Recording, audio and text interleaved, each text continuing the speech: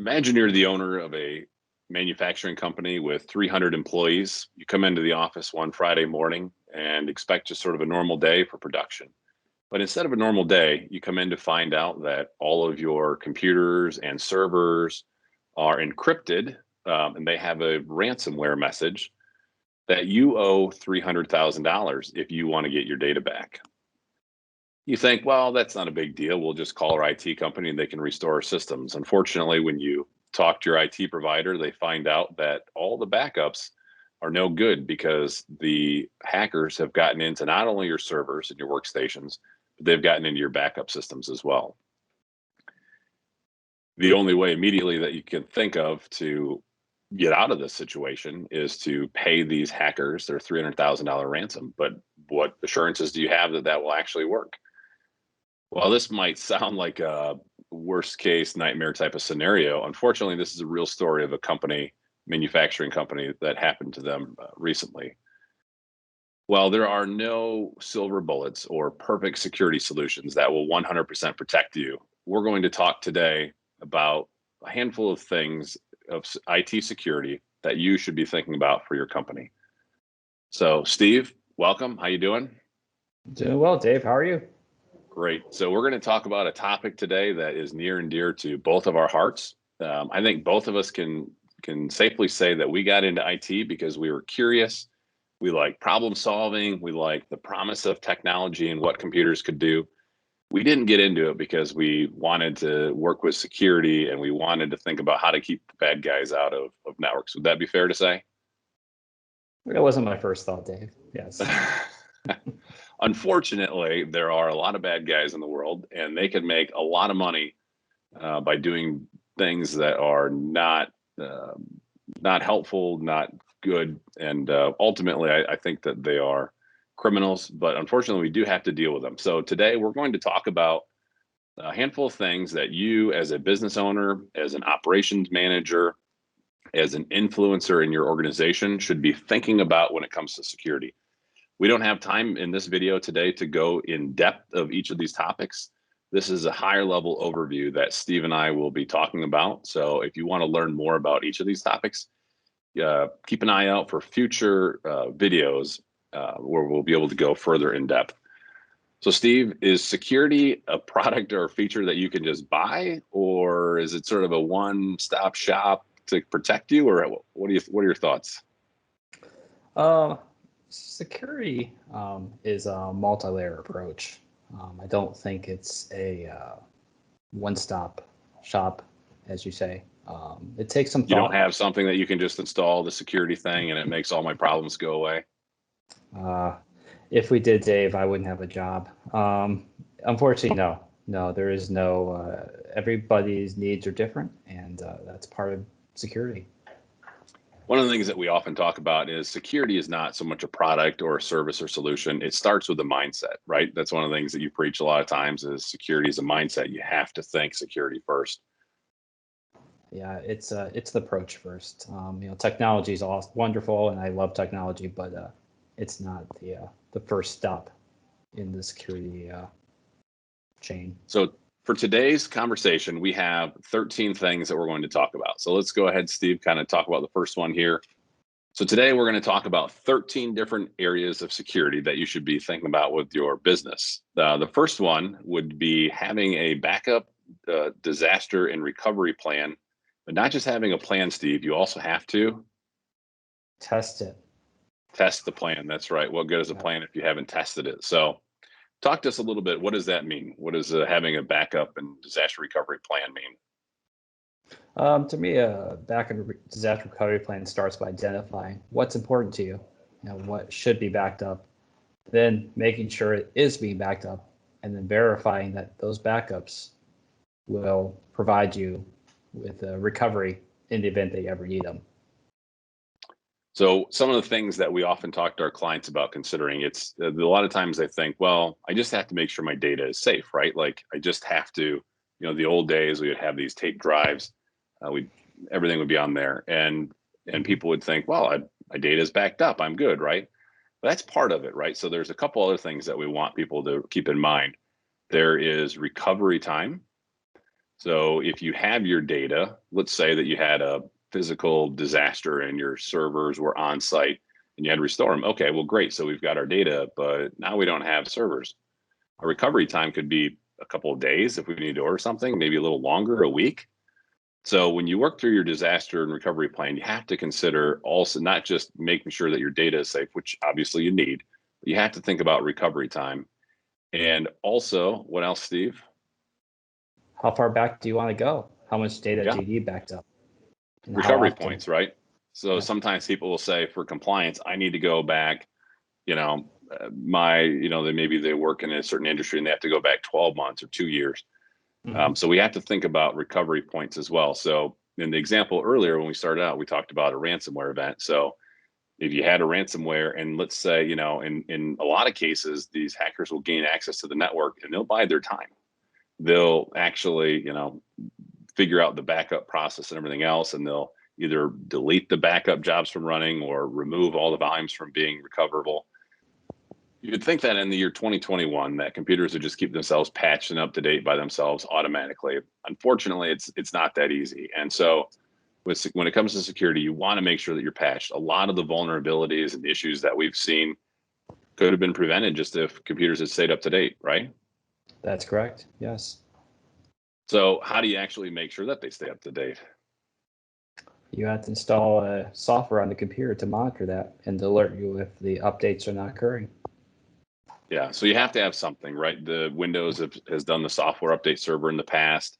Currently, we use a tool that we install on all the computers, the workstations, the servers, et cetera, to make sure that they're staying patched and up to date. We know it's annoying. It's super annoying when you're trying to finish something up. And when do those updates messages come, Steve? Right when you're trying to do something important, right? Right in the middle, yep, trying to save something. Yeah, there's a deadline to meet or something. But what we found is that so often people would just click postpone, deal with it later, et cetera. Or we've even seen it where Windows updates breaks altogether. So keeping systems patched and up to date would be a second thing to consider. Third thing on our list here is antivirus. Seems like in the year 2021 that we all should know this, but some people, I've heard it said before, well, I haven't had a virus before. Why should I worry about it? Steve, have you ever seen any computer viruses? No, I've never met any. And the best computer viruses, you don't know they're there. So that's why we have to have antivirus. So there are a million programs. How do you know which one's right for you? I would say one that can stay patched, monitored, and up to date, right? So there are a lot of different companies out there focused on security. But again, making sure that you have a good antivirus. I would even encourage you, either if you're doing this on your own or through your managed service provider, there's a lot of what they call, and I think it's a little bit of a marketing buzzword, but a next generation antivirus, where they have, Steve, this is your favorite word, AI built into it, right? Yep, definitely. So consider not just the basic one, but something that's going to give you some additional level of protection as well. That's definitely true. The old style of antivirus was just a list of bad guys. And unfortunately, the bad guys have gotten better at making very long lists, and they're not as effective. So, next generation is definitely the way to go with AI. Email has been around for a long time, but we have a lot of spam coming through even today. So having a good anti-spam protection, there are actually a couple of different things. So we've been testing one recently where, again, it's an AI-based anti-spam, and it doesn't just look at the type of emails that you're getting.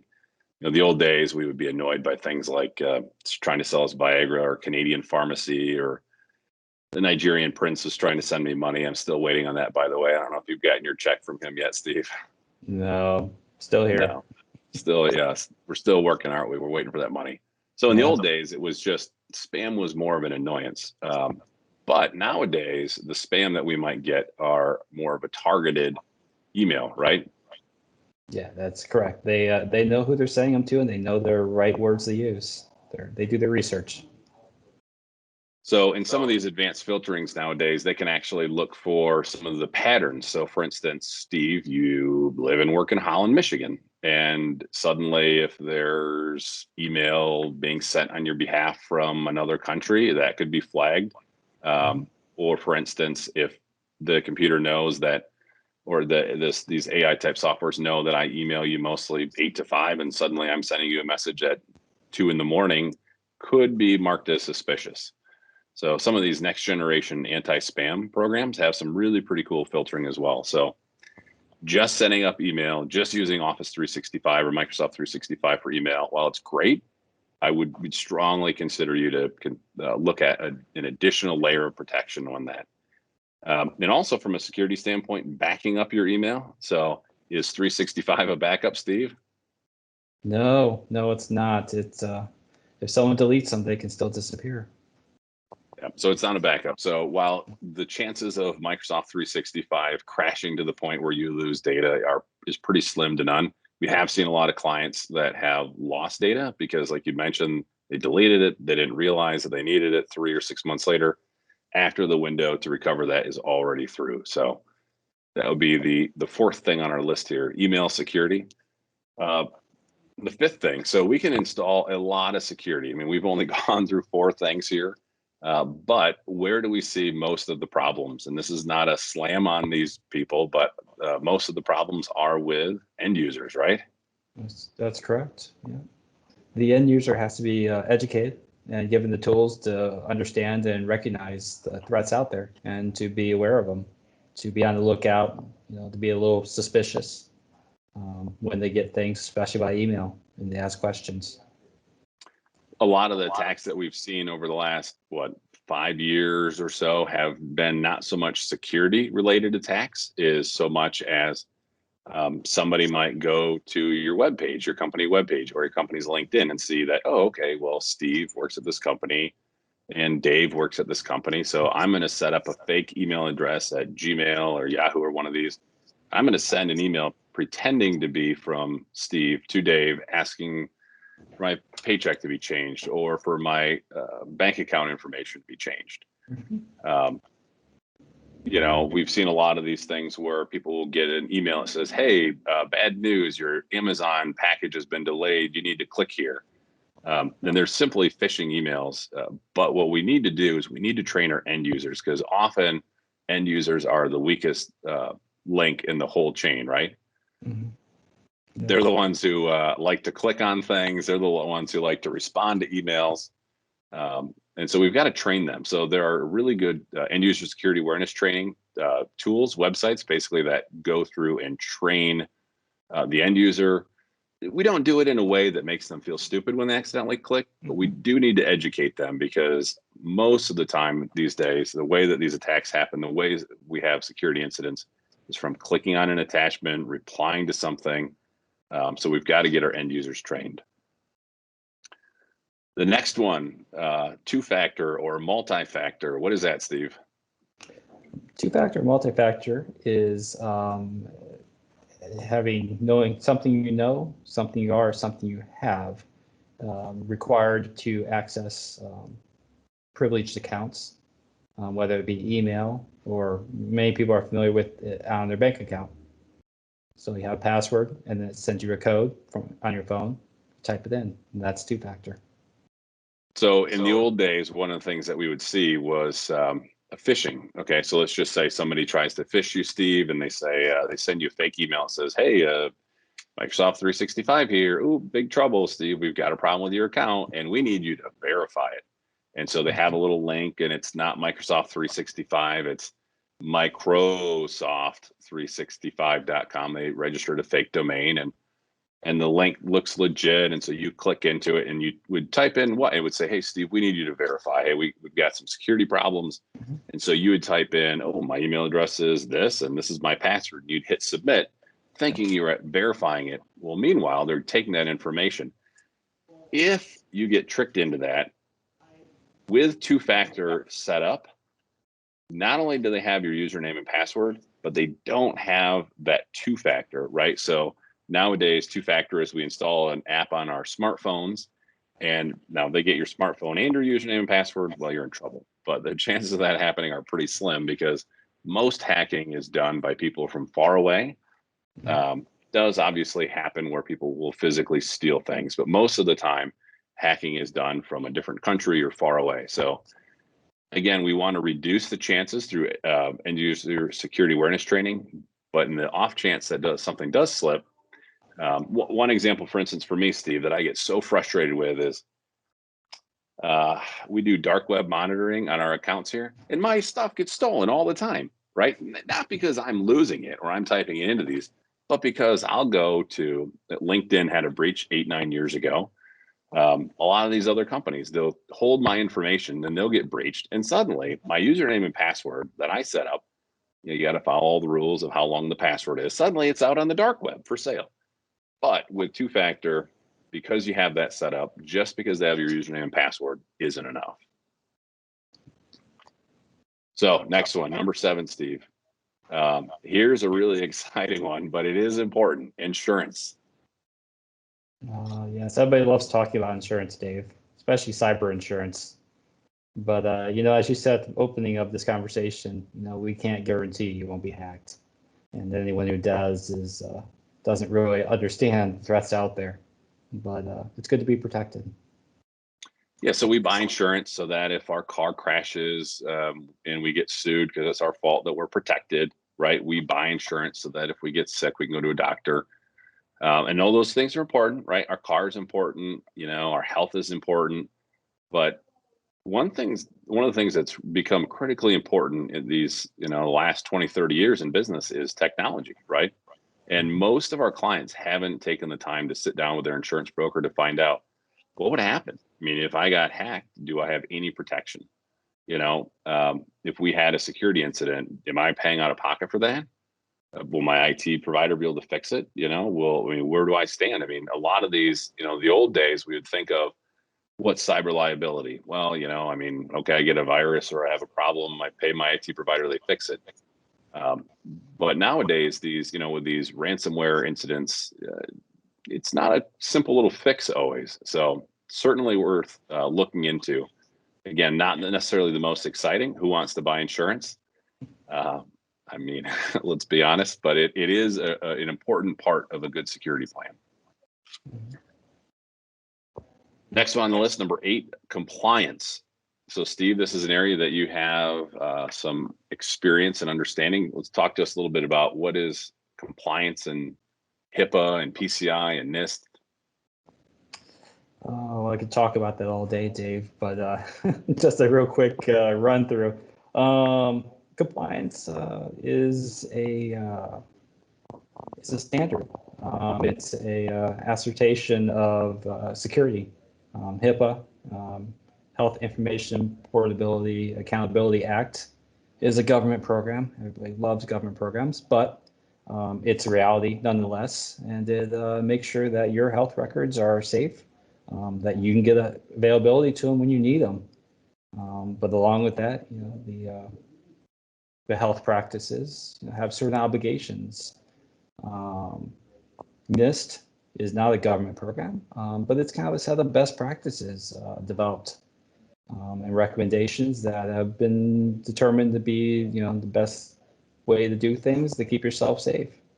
PCI compliance has to do with banks. So if you deal with credit cards, the bank would like to make sure that you abide by standards. So there are, outside of just being secure, there are requirements out there to abide by, and you just need to be aware of them so you're protected and you're not liable for something you're unaware of. Yeah, so there, depending on your industry or your business, you may or may not be required to follow some of these industry best practices. Frankly, I think that we both agree, Steve, that having a set of standards and working toward compliance in those standards would be considered a best practice, whether you're required to or not. I think it's, having a baseline, doing an assessment, coming up with a plan, working to implement the plan, and then kind of going full circle again, right? Like compliance is not an event, right? It's not a thing that you do. It's a part of a plan that you got to keep working, review the plan, implement the changes, assess it, do it again and again and again. Because in technology, things are always changing. So those standards may change and evolve. Your environment may change and evolve. The threats change and evolve. Yeah. And along with that too, right? Compliance. So policies and procedures, right? A lot of companies, so especially the small businesses that we work with, policies and procedures are what? I mean, I don't know. Do we have policies? Do we have procedures? But again, technology is a critically important part of your organization, of your business. So to come up with some basic standards, right? So some examples of policies and procedures would be around passwords. Do you have a password policy? I mean, do you allow your users to use 1, 2, 3, 4, 5, 6? I mean, you might say it's common sense to say no, but I can tell you we've had that issue in the past. So that's one example. One of them that we'll talk about a little bit more in a minute here, but devices. So, a year ago when this pandemic started, suddenly everybody went to work from home. Well, do you have a device policy? Are you allowed to access corporate information from personal devices? Maybe, maybe not. I don't know. So, taking some time to kind of think through those policies and procedures is another step, another piece of the security picture here. What about the next one, Steve? Encryption. Well, encryption, as you mentioned earlier, with ransomware can be a bad thing, but when it comes to it, can also be very useful to protecting your data. Anybody who's ever known somebody who's gone to the airport and was in a hurry to catch a plane and left their laptop on the bench and forgot it, never got back, you wonder what happened to that data. Did somebody get it? Were they able to read it, sell it? So it's, building encrypt devices that are at risk, like laptops, a portable, is a really good idea. It protects you. And by default, most computers that you get these days are not encrypted out of the box, right? That's correct, yeah. So if you lose a device, having it encrypted, at least there's the increased chance of not allowing somebody to get in there. Whereas if it's not encrypted, they can simply pull the hard drive and have access to that data.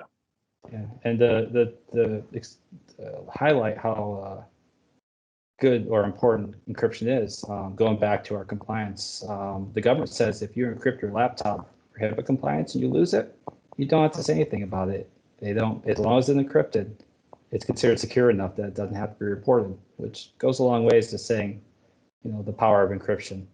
And yeah, and it's safe. So the next one on the list, your firewalls, right? We all have, we might be working from home, but a lot of us still work in the office, or we have a connection to the office. Having a good firewall, some type of gateway appliance with security. You want to make sure that the data coming into your office, into your network. And even with this one, a lot of the times now you can actually take the services that would be running only on the firewall that you're protected from behind, if you're behind the firewall in your office. Nowadays, a lot of manufacturers are extending the protection, not just in the office and not just when you're connected with VPN, but they're offering software agents that you can put on the computer so that you're protected similarly remotely as if you were in the office. So having a good firewall, good quality business gateway protecting you. Number 11 on the list would be network intrusion monitoring. So this one is probably not something that a lot of our clients have heard about. SIEM and SOC, security information and event management, and a security operations center. So there are logs on all of the devices, right? So you've got a firewall, you've got a server, you've got workstations, you've got all these different things on the network. Paying somebody to sit there and sift through all these logs, I couldn't handle it. I mean, there's just so much data, right? So, but how do we, a lot of times logs are used sort of after the fact, it's, oh, we had an event. When did it happen? Let's go back and look at it. There are services now that you can actually pay for. They charge you, monthly fee per device that's monitored. But they actually take that information, submit it into a centralized location, and they'll look at it and they'll look for things that are out of the ordinary, right? And they'll say, hey, it's not normal that we have admin level accounts logging in at 2 a.m. from Eastern Europe. We should flag this. This is a security problem. Whereas if nobody's monitoring that, it just goes unnoticed until 6 months later after you have a hack and you have to look back to see what happened. You say, oh, yeah, look at that. We had admin level access happening at 2 a.m. from Eastern Europe. So partnering with a SIEM and a SOC to basically kind of look through and be a little more proactive about preventing problems before they happen. Number 12, making sure that either you or your IT company has a relationship with an incident response company. What's an incident response company, Steve? An incident response company is it's a MSP or an IT company that specializes in cleaning up after incidents occurred. Someone's hacked your network, they've encrypted all your computers. They'll come in, and they're very experienced in that, and then walk you through that process to help try to recover you. But we're IT guys, don't we? We know everything, right? I'd like to think I know everything, Dave, but I know enough that I don't. And it's not something that we experience every day. And there are companies who day in, day out job is to help businesses out of that. They're the best people to take care of that. It can be very complicated. There's laws, federal and state. Yeah, and there's so many things logistically speaking. So if you had a major security incident, like we've mentioned earlier, and suddenly you come in and all 300 computers are encrypted, your servers and your backups are no good anymore, and they want 300,000 in Bitcoin, moving the money, establishing accounts. These guys deal with this stuff every day. Steve, we work on preventing these things from happening, but if ever got to such a bad spot like that, frankly, that's beyond the capacity and capabilities of really most MSPs. And like we said, there's companies that specialize in this. So on the one hand, you might think, wow, this is such a rare thing. Why do I have to worry about it? Again, just making sure that you have either you or your IT company has a relationship with one of these companies. And hopefully you never need it. It's just like insurance, right? And the last one here, this is one that we've experienced quite a bit, Steve, in the last year, remote workforce. What do we have to think about there when it comes to security? There's a lot to think about. I mean, people don't set up highly secure networks at home. So we really need to, with all those protections removed, implement other methods to make sure that it's safe. I mean, they're using the personal computers, their personal networks, maybe their personal computer kid jumps on it and plays games. What's the best we can do to make sure that that doesn't affect the company, doesn't present any unnecessary risk? Yeah. So for instance, one of the ways that we would design networks in the past was all the employees would come in, or if not all, most of the employees would come into a physical office, and they were behind a firewall. They were protected. They would do their work. They'd go home. And suddenly, along comes COVID, and not everybody had enough laptops for all their employees. And they just said, hey, connect in from home. And so we went through this surge of like, oh my gosh, we don't have enough computers. Just let them use their personal computer. And they got connected. Well, what happens if they're connected into the VPN using a personal computer and their computer gets ransomware because there's no antivirus, there's no updates, there's no protection, there's nothing going on there. And it's able to go through the VPN, encrypt the servers. You could be into a world of problems with something like that. So yes, a year ago when it was an emergency and we had to do things just to get by to make sure the business stayed in business, that's one thing. But to really come up with a plan, I mean, working remotely in these hybrid or total remote work environments for a long time, thinking through what it means to have a remote workforce, coming up with policies and thinking what it means. It's not necessarily just as simple as just connect your home computer to the cloud and off you go. Often it's a little more complicated than that. So, Steve, that was a lot of information really quick. Those were 13 different areas. There's a lot more we could talk about, not only in addition to the 13, but in depth. So for those of you who've come this far in our video, thank you for watching. We plan to go in depth further to each of these issues as we move through time here. We'll be releasing videos in the future. If there are other topics that you're interested in hearing, please let us know. We'd love to help you out. But ultimately, we're doing this because we want to help educate you and inform you and help your business be better through technology. So with that being said, thanks for your time. Thanks, Steve. Thank you.